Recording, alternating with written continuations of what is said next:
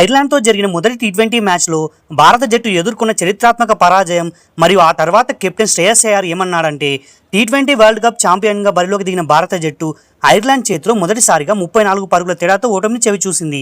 183 పరుగుల లక్ష్య ఛేదనలో భారత్ 18.5 ఓవర్లలో కేవలం 148 పరుగులకే ఆలౌట్ అయ్యింది. సంజు శాంసన్ 5 పరుగులు, కెప్టెన్ శ్రేయస్ అయ్యర్ 3 పరుగులు మరియు ఇషన్ కిషన్ కేవలం 1 పరుగు మాత్రమే చేసి నిరాశపరిచారు. అంతేకాకుండా యువ ఆటగాడు అభిషేక్ శర్మ ఒక్కడే 20 బంతులు 50 పరుగులు చేసి ఒంటరి పోరాటం చేశాడు.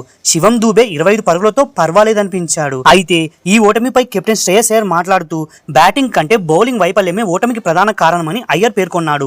ప్రణాళికబద్ధంగా బౌలింగ్ చేయకపోవడం మరియు మిడిల్ ఓవర్లలో వ్యూహాలను అమలు చేయకపోవడం దెబ్బతీసిందని అన్నాడు. ఈ పిచ్ 180 పరుగుల లక్ష్యానికి తగినది కాదని, ఐర్లాండ్ను 140 పరుగులకే పరిమితం చేసి ఉంటే ఛేదన సులభమయ్యేదని అయ్యర్ అభిప్రాయపడ్డాడు. వైభవ్ను జట్టులోకి తీసుకోవడంపై స్పందిస్తూ వరల్డ్ కప్లో రాణించిన సీనియర్ ప్లేయర్ల వైపే మొగ్గు చూపామని, సరైన సమయం వచ్చినప్పుడు వైభవ్కు ఖచ్చితంగా అవకాశం ఇస్తామని వివరించాడు.